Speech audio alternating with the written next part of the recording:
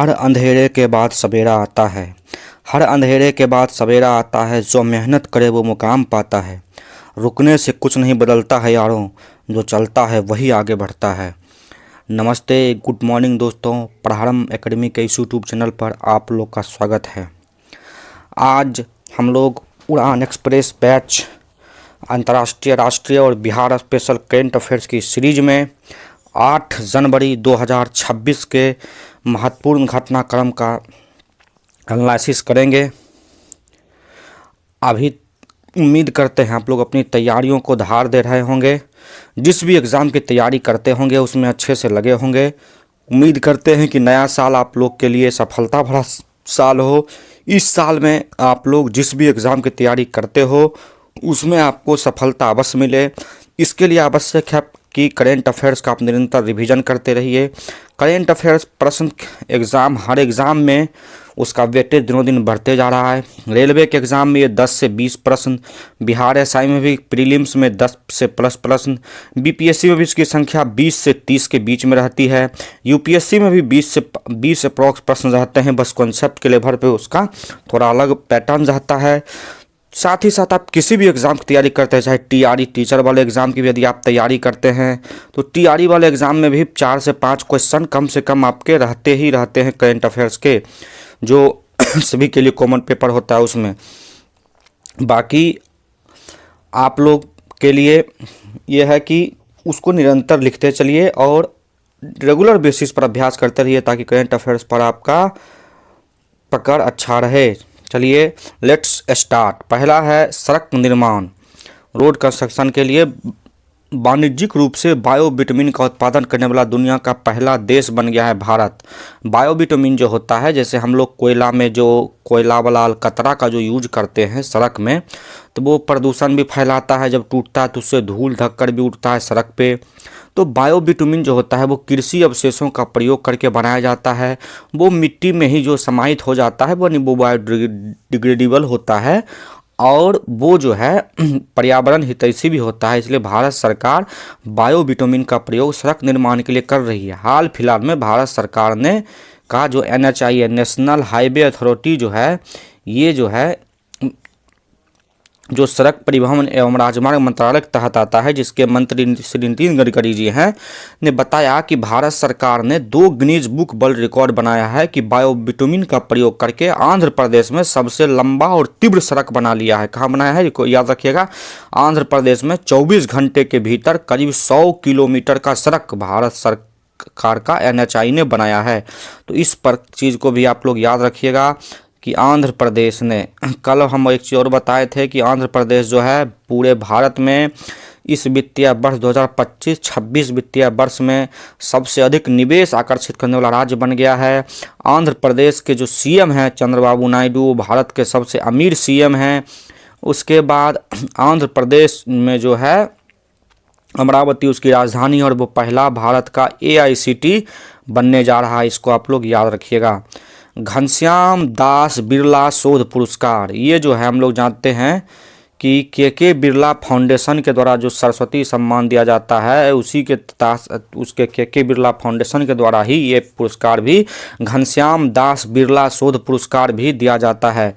तो घनश्याम दास बिरला शोध पुरस्कार 2025 जो है वो प्रोफेसर, कहाँ की प्रोफेसर हैं, IIT कानपुर के एक प्रोफेसर हैं, प्रोफेसर बुशरा अतीक, उनको जो है कैंसर के इलाज के रिसर्च पर ₹5 लाख तथा प्रशस्ति पत्र इसमें मिलता है। तो आपसे पूछेगा घनश्याम दास बिरला पुरस्कार 2025 किन्हें मिला है, तो IIT कानपुर की प्रोफेसर है प्रोफेसर बुशरा अतीक, इनको मिला है। याद रखिएगा इनको 2023 में शांति स्वरूप भटनागर पुरस्कार भी मिला हुआ है, जो विज्ञान के क्षेत्र में मिलता है, तो उसको महत्वपूर्ण याद रखिएगा। घनश्याम दास बिरला शोध पुरस्कार ये साइंस टेक के क्षेत्र में दिया जाता है, शोध रिसर्च के लिए है। किनको मिला है? प्रोफेसर बुशरा अतीक जी को मिला है। कैंसर के इलाज पर रिसर्च ये करती है और इनको 5 लाख रुपए का प्रशस्ति पत्र मिलेगा। कुछ दिन पहले हमने बताया था इफ़को का साहित्य सम्मान इस साल का किनको मिला है। इफ़को का साहित्य सम्मान जो है इस साल का मैत्रेयी पुष्पा और अंकिता जैन को इफ़को साहित्य सम्मान 2025 मिला है। ये भी चीज़ याद रखिएगा। अगला है राष्ट्रीय निशानेबाजी चैंपियनशिप, जो जिसमें राइफल, पिस्टल, शॉटगन, ये सारे खेल का निशानेबाजी होता है। उसका आयोजन स्थल भोपाल तथा नई दिल्ली में करीब 36 दिन तक ये आयोजन चलता रहा। अब जाके कल इसका समापन हुआ। शीर्ष पदक तालिका में हरियाणा 60 पदक के साथ, महाराष्ट्र द्वितीय नंबर और राजस्थान तीसरे नंबर पर रहा। इसको याद रखिएगा। भोपाल तथा नई दिल्ली में राष्ट्रीय निशानेबाजी चैंपियनशिप 2025-26 में। अगला है भारत की अनाहत सिंह। ये स्क्वैश खिलाड़ी हैं, स्क्वैश खेलती हैं इसमें, और ये British junior open squash under 19 championship में रजत पदक जीतने वाली भारत की महिला बनी है। उसे फाइनल में फ्रांस की लॉरेन बाल्टियर ने हरा दिया है। तो इस बात को भी आप लोग याद रखिएगा कि भारत की अनाहत सिंह ने British junior open squash championship में क्या जीता है, रजत पदक जीता है। फाइनल में उन्हें हार का सामना करना पड़ा। फिर हम बताए, पिछला करंट अफेयर्स है जो हम लोग बताए थे कि दोहा जो कतर में हुआ था फीडे वर्ल्ड ब्लिट्ज शतरंज चैंपियनशिप, उसमें अर्जुन एरेगेसी ने क्या जीता, कांस्य पदक जीता था। और पुरुष वर्ग में और महिला वर्ग में कोनेरू हम्पी ने भी कांस्य पदक जीता। इसको याद रखिएगा, कोनेरू हम्पी और अर्जुन एरेगेसी ने फीडे वर्ल्ड ब्लिट्ज चैंपियनशिप में 2025 में कांस्य पदक जीता। अगला है लोकतंत्र एवं चुनाव प्रबंधन पर पहला अंतर सरकारी अंतर्राष्ट्रीय सम्मेलन होगा। ये 21 से 23 जनवरी 2026 के बीच में होगा। और ये कहाँ होगा, भारत मंडपम नई दिल्ली में होगा। और ये करवाएगा कौन, तो भारत का जो निर्वाचन आयोग है, जिसको हम लोग चुनाव आयोग कहते हैं, ये भारत का चुनाव आयोग, इलेक्शन कमीशन ऑफ इंडिया के बैनर तले ये होगा। और ईसीआई का जिक्र भारतीय संविधान के अनुच्छेद 324 से 329 के बीच किया गया है। भारत में एक चुनाव आयुक्त और 2 अन्य चुनाव आयुक्त होते हैं। वर्तमान में मुख्य चुनाव आयुक्त ज्ञानेश कुमार हैं। जी हैं। 326 के तहत भारत में मतदान के अधिकार की बात की गई है। निर्वाचन आयोग की नियुक्ति राष्ट्रपति द्वारा प्रधानमंत्री तथा 2 अन्य सदस्य की एक नियुक्ति समिति बनती है। उसके आधार पे जो अनुशंसा दी जाती है उसके द्वारा निर्वाचन आयोग की नियुक्ति की जाती है। आप लोग इसको याद रखिएगा। तो ये महत्वपूर्ण हुआ निर्वाचन आयोग संबंधित। और निर्वाचन आयोग वर्तमान में भारत में बहुत सारे राज्यों में स्पेशल इंसेंटिव रिवीजन करवा रही है। तो ये भारत सरकार के चुनाव आयोग संबंधित कार्य हुए। और अभी जो वर्तमान में निर्वाचन आयोग ने, भारत दुनिया का सबसे सफलतम लोकतंत्र रहा है, ये कैसे कार्य करता है उसको सीखने के लिए दुनिया के कई सारे देश यहाँ आएंगे और उसमें भारत का निर्वाचन आयोग अपना प्रारूप पेश करेगा। तो 21 से 23 जनवरी 2026 को यह कार्यक्रम आयोजित हो जाएगा। भारत का सुप्रीम कोर्ट, एक चीज़ और याद रखिएगा कि अंतर्राष्ट्रीय मतदाता दिवस 24 जनवरी को मनाते हैं, क्योंकि 24 जनवरी 1950 को भारत के जो निर्वाचन आयोग है उनकी स्थापना हुई थी। और प्रथम निर्वाचन आयुक्त कौन थे, सुकुमार सेन थे। ये बात भी आप लोग याद रखिएगा।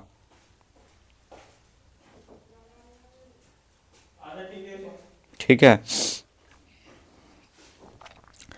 चलिए अगला है हम लोग का भारत का सुप्रीम कोर्ट। भारत का सुप्रीम कोर्ट ने भूटान सुप्रीम कोर्ट के साथ युवा कानून पेशेवर के प्रशिक्षण, उनके अदला बदली, उनके नियुक्ति आदि के लिए मेमोरेंडम ऑफ यूनिट पे हस्ताक्षर किया है।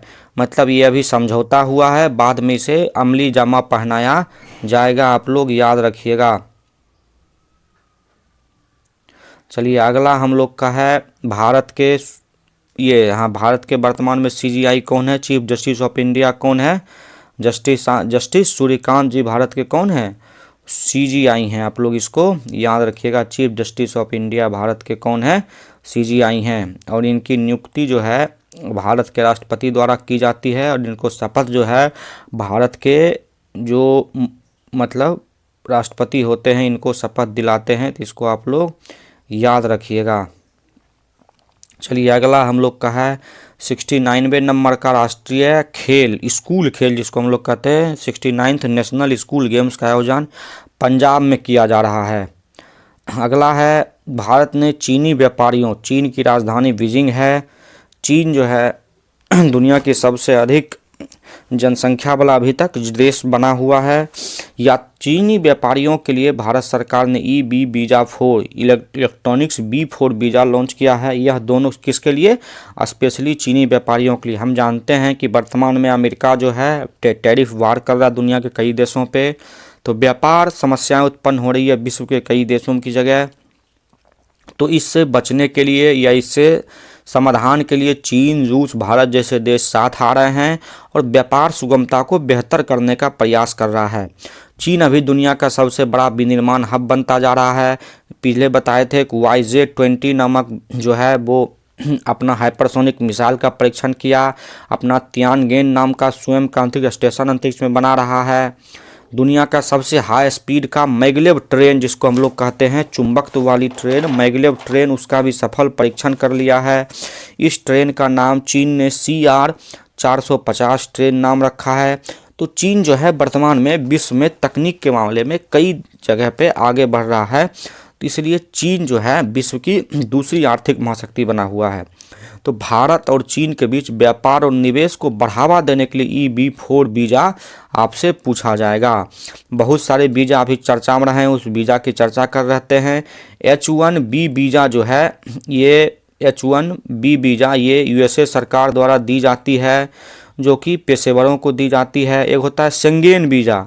ये शेंगेन वीज़ा यूरोप के कई देशों जो एक साथ कुछ दिनों के लिए व्यापार, कुछ पर्यटन, इन सब के लिए जारी किया जाता है।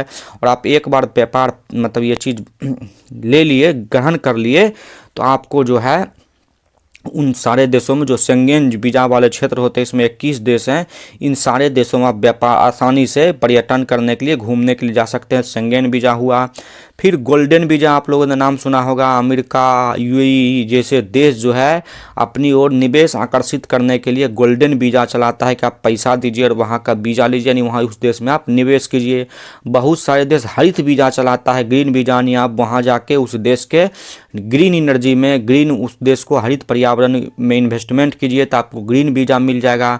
ब्लू रेसिडेंस वीज़ा UAE ने जारी किया था कि वहाँ नीली अर्थव्यवस्था में इन्वेस्टमेंट करने के लिए। तो ये सारे अर्थव्यवस्था के टाइप होते हैं। एक होता है स्टेपल्ड वीज़ा, जो कि चीनी सरकार द्वारा जारी किया जा, कभी कभी भारत सरकार, भारत के जो अरुणाचल प्रदेश के नागरिक होते हैं उसके ऊपर वो लगाता है। और वो एक होता है कि ये नागरिक जो है, हालांकि ये देश के नागरिक उस देश में गए हैं, लेकिन इस पे अधिकार किसका है, उस संबंधित देश का होता है। जैसे अरुणाचल प्रदेश को चीन क्या मानता है, भारत का, चीन अरुणाचल प्रदेश को चीन जो है अपना अंग मांगता है, तो वहाँ के नागरिकों को वो स्टेपल्ड वीज़ा लगा देता है। वहाँ के नागरिकों को वो बार बार परेशान करता है। इसको आप लोग याद रखिएगा।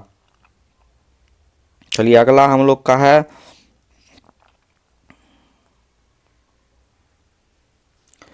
कि एक्सिस बैंक, ये निजी क्षेत्र का बैंक है। और हेनले पासपोर्ट इंडेक्स में आप लोग याद रखिएगा, भारत का रैंक 85 रैंक है। हेनले पासपोर्ट इंडेक्स ये बताता है कि दुनिया के किस देश का पासपोर्ट कितना इम्पोर्टेंट है और किस देश में जाने के लिए है। तो भारत का हेनले पासपोर्ट इंडेक्स में 85 रैंक है और भारत को 57 देशों में फ्री वीज़ा, मतलब वीज़ा ऑन अराइवल या फ्री वीज़ा एंट्री है। इसको आप लोग याद रखिएगा, मोस्ट इम्पॉर्टेंट है। अगला है एक्सिस बैंक ने डिजिटल बैंकिंग सिक्योरिटी को बढ़ावा देने के लिए सेफ्टी सेंटर की शुरुआत की है। किसने शुरू किया है? डिजिटल बैंकिंग सिक्योरिटी को बढ़ावा देने के लिए सेफ्टी सेंटर की शुरुआत एक्सिस बैंक ने किया है। इसको आप लोग याद रखिए, भारत का निजी क्षेत्र का बैंक है। कल हम बताए थे कि ब्रेक्सिस पे को, जो कि प्रोसेस द्वारा समर्थित कंपनी है, उसको भारत सरकार ने विश्व व्यापार में MSME संबंधित कंपनियों के वैश्विक व्यापार भुगतान प्रणाली के लिए ऑफिशियल रूप से प्राधिकृत ऑथराइज किया है। अगला है पश्चिम बंगाल की पहली मुख्य सचिव महिला मुख्य सचिव बनी है, वो है नंदिनी चक्रवर्ती। पश्चिम बंगाल की मुख्यमंत्री जी हैं वो ममता बनर्जी हैं। इनका राजधानी किसका? कोलकाता है। पश्चिम बंगाल के पन्ना नायडू जो जूलॉजिकल पार्क है, वहाँ पर पहला जो है जीन संरक्षण का कार्य किया जा रहा है, उसको भी आप लोग याद रखिएगा। अगला है इजराइल। इजराइल की राजधानी यरूशलेम है। इसके बेंजामिन नेतन्याहू इसके प्रधानमंत्री है। और इजराइल ने सोमालीलैंड को एक स्वतंत्र और संप्रभु राष्ट्र के रूप में मान्यता दिया है। ये किसी भी देश को अपनी मतलब स्वतंत्र और संप्रभु राष्ट्र की मान्यता देने के बाद जो है लोग जो है वहाँ के देश उस देश के साथ अपना वाणिज्यिक व्यापार, दूतावास, रणनीतिक साझेदारी शुरुआत कर सकते हैं। हम लोग जब अफ्रीका महादेश का नक्शा बनाते हैं, अफ्रीका महादेश का मान लीजिए नक्शा हुआ, तो ये जो हॉर्न ऑफ अफ्रीका जिसको हम लोग कहते हैं, जिसमें जिबूती है, सोमालिया है, जहाँ पे बहुत सारे समुद्री डकैती और डाकू होता है, वहाँ पे सोमालिया का ही एक भाग है सोमालीलैंड, वो अलग देश की मांग करता है, वो सोमालिया का ही अपने आप को भाग मानता है। तो वो स्वायत्त क्षेत्र था, वो बहुत सारे देशों ने उसको मान्यता नहीं दी है। तो इसकी राजधानी हरगीसा है। तो आपको याद रखिएगा, जैसे मान लिया जाए कि बलूचिस्तान है, ठीक, और पाकिस्तान से वो अलग होने की मांग कर रहा है बार बार, और बलूचिस्तान आज़ादी घोषणा कर दे और भारत जाके उसको स्वतंत्र देश का मान्यता दे दे। तो उसी टाइप का बात है कि सोमालीलैंड जो है वो सोमालिया से अलग होने की बात करता है, लेकिन सोमालिया के पास बहुत सारे अधिक स्वायत्त अधिकार हैं। तो उस वजह से वो अपने को एक देश कहता था, और बहुत सारे उसको देश वैश्विक देश को मान्यता नहीं देता था। उसमें कि इजराइल ने हाल फिलहाल में उसको मान्यता दिया है, इसको आप लोग याद रखिएगा। अभी हाल फिलहाल में भारत सरकार ने इजराइल के साथ एक मिसाइल मतलब हथियार प्रणाली जिसका नाम है सूर्यास्त्र, ये सूर्यास्त्र बनाने का क्या चीज़ समझौता किया है, खरीद बिक्री करने का किसके साथ समझौता किया है, इजराइल की कंपनी के साथ। इसको भी आप लोग याद रखिएगा। अगला है हम लोग का है हिमाचल प्रदेश। हिमाचल प्रदेश की राजधानी शिमला, इसके मुख्यमंत्री हैं सुक्खू जी। और हिमाचल प्रदेश का जो पहाड़ी इलाका का जो राष्ट्रीय उद्यान है पहाड़, उसको भारत का मेन एंड बायोस्फीयर रिजर्व में शामिल किया गया है, जिसको डेजर्ट नेशनल पार्क कहा जाता है। उसको भारत के man and biosphere reserve programme में शुरू किया गया है। तो हिमाचल प्रदेश ने ग्रामीण अर्थव्यवस्था को मजबूत करने के लिए औद्योगिक भांग को नियंत्रित खेती करने का निर्णय लिया है। मतलब भांग का जो है औद्योगिक उत्पादन के पर्पज से ग्रामीण क्षेत्रों में भांग की खेती की जाएगी। भांग का प्रयोग बहुत सारे औद्योगिक चीज़ में, दवा निर्माण में, क्योंकि ये दर्द निवारक भी होता है, नशा के एनेस्थीसिया सब में इसका प्रयोग किया जाता है। तो इसका उपयोग करने के लिए किया गया है।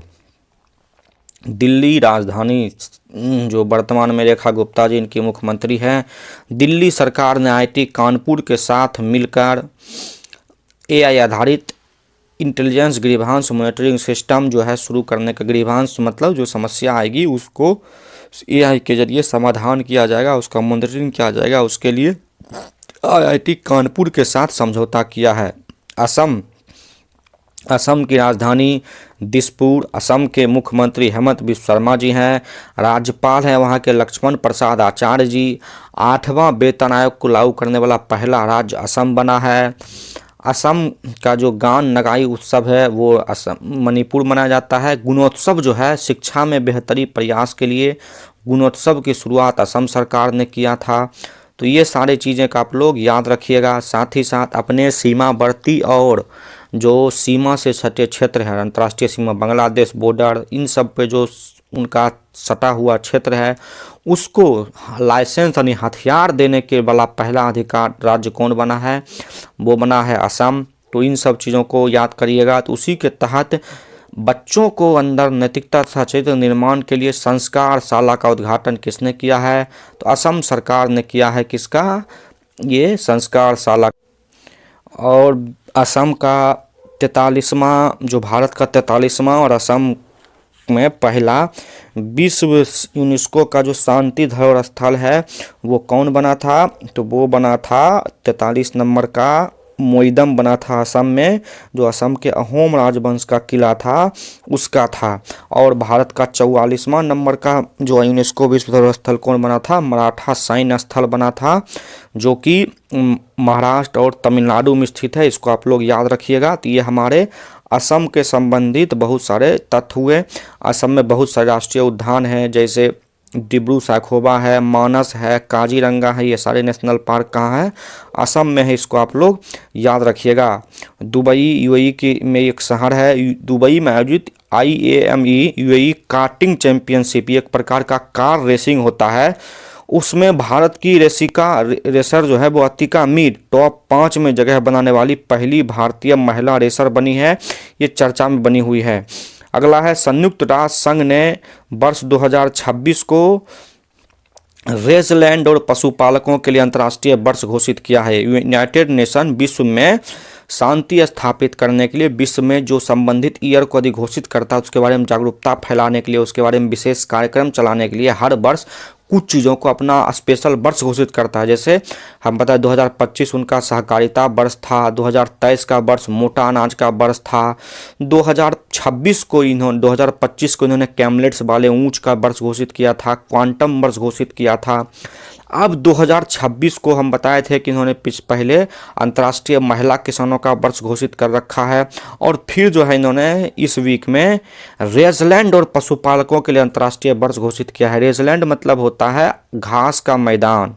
घास के मैदान में जो पशुपालक रहते हैं, जो घास मतलब पारिस्थितिकी के लिए बहुत महत्वपूर्ण होता है, तो उसके और उसमें जो पशुपालक रहते हैं उसके लिए अंतर्राष्ट्रीय वर्ष घोषित किसने किया है? यूएनए ने किया है।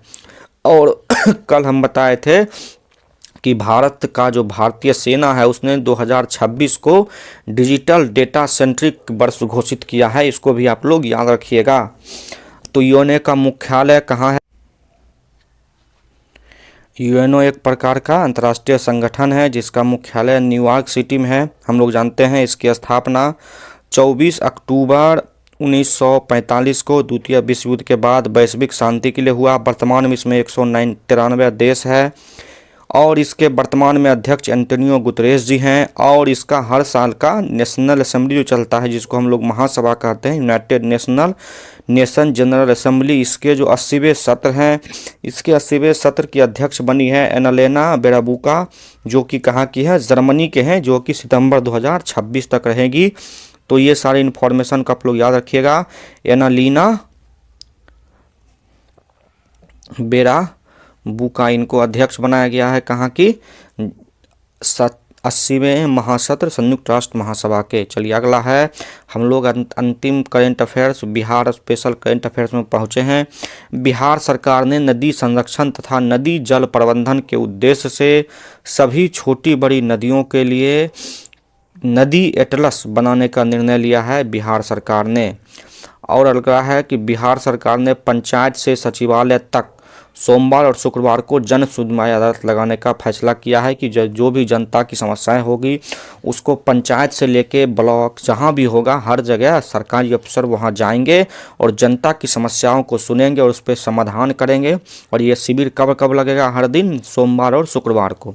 और नदी एटलस बनाने का निर्णय बिहार सरकार ने ये लिया है कि बिहार में कई प्रकार की, एक होती है बरसाती नदियाँ और एक होता है बारहमासी नदियाँ। तो बारहमासी नदियाँ वैसी होती है जो हिमालय से निकलती है या अन्य भागों से निकलती है, जिसमें हर वर्ष पूरे वर्ष पानी भरा रहता है। जैसे कोसी, गंगा, यमुना, ये सारी नदियाँ, सोन, ये सारी नदियाँ बिहार की बारहमासी नदियाँ हैं।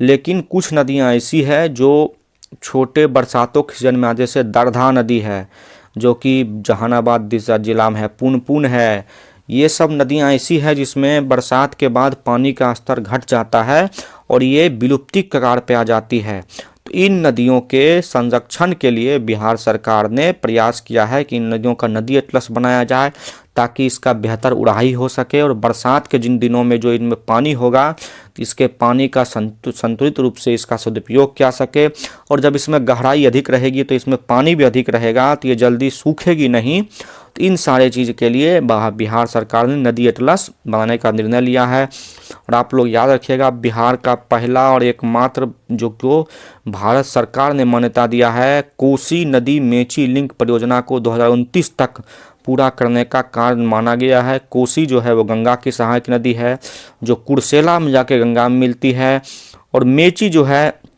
वो महानंदा की सहायक नदी है, और महानंदा गंगा की सहायक नदी है जो कि भारत में मतलब पश्चिम बंगाल में के कोना मतलब बिहार में गंगा में मिलने वाली सबसे अंतिम नदी महानंदा नदी है। तो इसको आप लोग याद रखिएगा। गंगा जो है बिहार में 12 जिलों से होकर गुजरती है।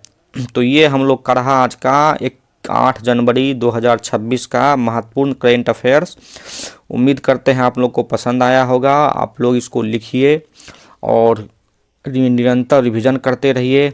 मिलते हैं नेक्स्ट वीडियो में, तब तक वीडियो को लाइक कीजिए, चैनल को सब्सक्राइब कीजिए, दोस्तों को शेयर कीजिए। बाय, गुड नाइट, पढ़ते रहिए, मिलते हैं कल।